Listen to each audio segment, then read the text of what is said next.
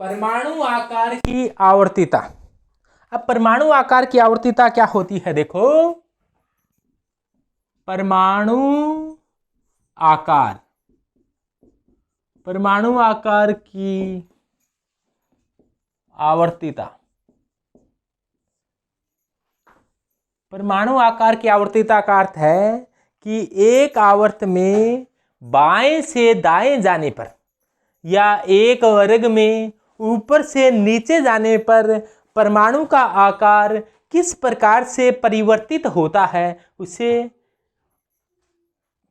आवर्तीता कहा जाता है। जैसे अपने चले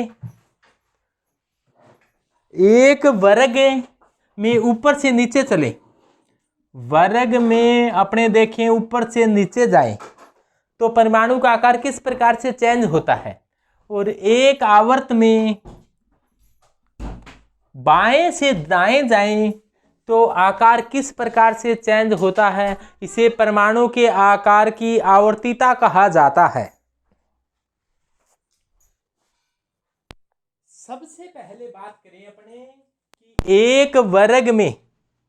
एक वर्ग में ऊपर से नीचे जाने पर आकार के मान में वृद्धि होती जाती है। एक वर्ग में ऊपर से नीचे जाने पर आकार के मान में वृद्धि होती जाती है। जैसे अपने बात करें कि हलीना ने कहा, क्या कहा भाई, कि रूबी सजी फिरे। हलीना ने कहा, क्या कहा, कि रूबी सजी फिरे। अब देखो, पहले वर्ग में अपने ऊपर से नीचे गए तो ये हाइड्रोजन है। हाइड्रोजन की नाभिक में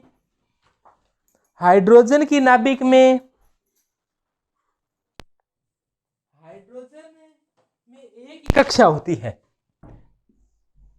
इसके बाद वर्ग आवर्त संख्या, ये पहला आवर्त था, आवर्त संख्या 2 में 2 कक्षाएं होती है, ये पहली दूसरी।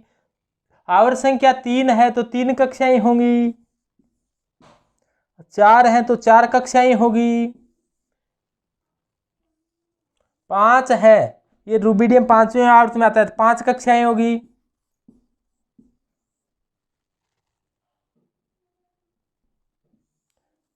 सीजियम है तो इसमें 6 में आता है 6 कक्षाएं होगी।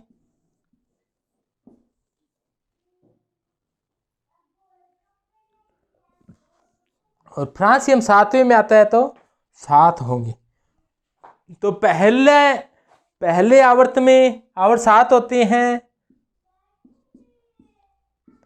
पहले में एक ही कक्षाएं होती है, दूसरे में 2 कक्षाएं होती है, तीसरे में 3 कक्षाएं होती है, चौथे में 4 कक्षाएं होती है, पांचवें में 5 कक्षाएं होती है। यानी कि अपने ऐसे कहें कि एक वर्ग में ऊपर से नीचे जाने पर, या अपने ऐसे कह दें टॉप टू बॉटम जाने पर, टॉप से बॉटम में जाएं, शॉर्ट में अपने कहें top to bottom, T2B, top to bottom जाने पर परमाणु के आकार के मान में लगातार वृद्धि होती है। अब ये लगातार वृद्धि क्यों होती है? लगातार वृद्धि होने का कारण क्या है कि कक्षाओं की संख्या निरंतर बढ़ती जा रही है।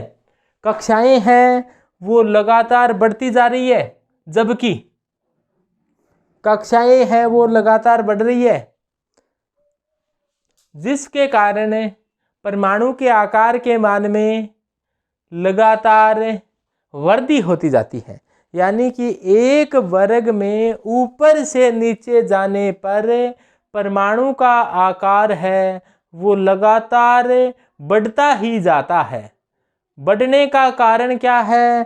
क्योंकि लगातार कक्षाओं की संख्या बढ़ती जा रही है, जिसके कारण लगातार कक्षाएं बढ़ रही है, आकार बढ़ गया, जेड इफेक्टिव लगातार कम होता जा रहा है, साइज है वो लगातार बढ़ता जा रहा है। तो ये छोटा है, ये मोटा है। तो पूरी आवर्त सारणी में हाइड्रोजन का आकार सबसे छोटा होता है। हाइड्रोजन है उसका आकार पूरी आवर्त सारणी में सबसे छोटा होता है, इसीलिए इसको अपने पप्पू कहकर पुकारते हैं। छोटा कई नहीं, छोटो सोयाबीन पप्पूड़ा। तो हाइड्रोजन क्या है, पप्पू है, आकार बहुत छोटा है। जबकि फ्रांसियम का आकार पूरी आवर्त सारणी में सबसे बड़ा होता है। फ्रांसियम चूंकि रेडियो एक्टिव है, जो रेडियो एक्टिव नहीं है वो कौन है, सीजियम। तो सीजियम का आकार पूरी आवर्त सारणी में सबसे बड़ा है। बड़े आकार होने के कारण इसका आयनन वो बहुत ही कम होता है। प्रकाश की किरण मात्र से ये अपने इलेक्ट्रॉन को दान कर देता है। ऊपर से नीचे जाने पर लगातार कक्षाएं बढ़ी। क्या बढ़ा, कक्षाएं बढ़ी। कक्षाएं का मतलब ऑर्बिट बढ़े, ऑर्बिट को कहा जाता है कक्षा। कक्षाएं बढ़ी है, जेड इफेक्टिव कम हुआ है, तो एटॉमिक जो परमाणु का आकार हुआ है वो क्या हुआ है भाई, बढ़ गया है। जबकि इधर से इधर चले, इधर से इधर चलते हैं तो कक्षाएं, अपने एक एग्जाम्पल के तौर पर देखें कि एक आवर्त में अपने चले बाएं से दाएं, एक आवर्त में अपने बाएं से दाएं चले जाएं। कहां से कहां चले जाएं, बाएं से दाएं चले जाएं, तो क्या होगा अभी बोलो। देखो कि लीना बेचारी बचने के नाम और फंसी। कौन कैसा के किया लो यार, हाँ लीना है ना, लीना, लीना बेचारी बचने के नाम, बचने के नाम और फंसी।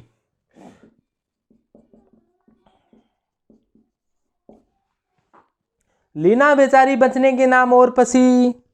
देखो इसका परमाणु क्रमांक 3 है, इसका 4 है, 5 है, 6 है, 7 है, 8 है और 9 है। परमाणु क्रमांक 3 होने का अर्थ इसका प्रोटॉनों की संख्या 3 है, 4 है, 5 है, 6 है। तो इधर से इधर जाने पर प्रोटॉनों की संख्या बढ़ रही है।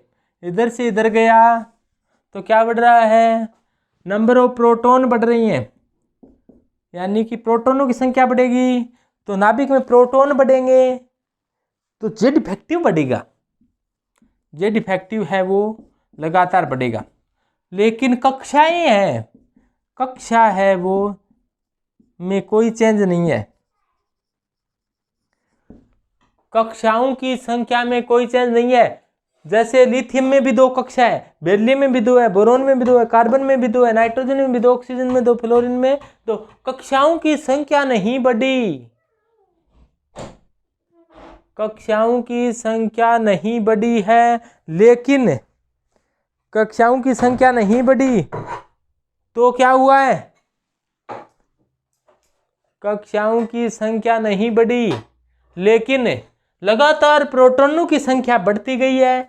प्रोटॉनों की संख्या बढ़ गई है तो नाभिकीय आवेश जेड इफेक्टिव, प्रभावी नाभिकीय आवेश Z effective Z minus sigma होता है। जेड का मान बढ़ गया। जेड का मान बढ़ने के कारण परमाणु के आकार के मान में जेड का मान बढ़ गया। जेड का मान बढ़ने के कारण ये बढ़ गया, सिग्मा चेंज खास नहीं हुआ तो जेड इफेक्टिव बढ़ गया। जेड इफेक्टिव बढ़ गया तो प्रति इलेक्ट्रॉन आकर्षण बल बढ़ गया। प्रति इलेक्ट्रॉन आकर्षण बल बढ़ गया तो आकार क्या हो गया, छोटा हो गया। तो लिथियम का आकार बढ़ा, फिर बेरिलियम का थोड़ा छोटा हुआ, बोरोन का थोड़ा और छोटा हुआ, कार्बन का थोड़ा और छोटा हुआ, नाइट्रोजन का और छोटा हो गया, ऑक्सीजन का बहुत छोटा हो गया, फ्लोरीन का बिल्कुल ही छोटा हो गया। तो बाएं से दाएं जाने पर आकार के मान में लगातार कमी हुई है। कमी क्यों हुई है, कक्षाएं सब में कक्षाएं चेंज नहीं हुई, लेकिन प्रोटॉन की संख्या बढ़ने पर जेड इफेक्टिव के मान में वृद्धि हो गई है, जिससे इलेक्ट्रॉनों पर लगने वाले आकर्षण बल के मान में लगातार वृद्धि हुई है, जिससे परमाणु के आकार के मान में लगातार कमी आई है। यानी कि ऊपर से नीचे जाने पर आकार बढ़ता है, बाएं से दाएं जाने पर आकार कम होता है। ऊपर से नीचे जाने पर आकार बढ़ा, बाएं से दाएं जाने पर आकार के मान में कमी आ गई है।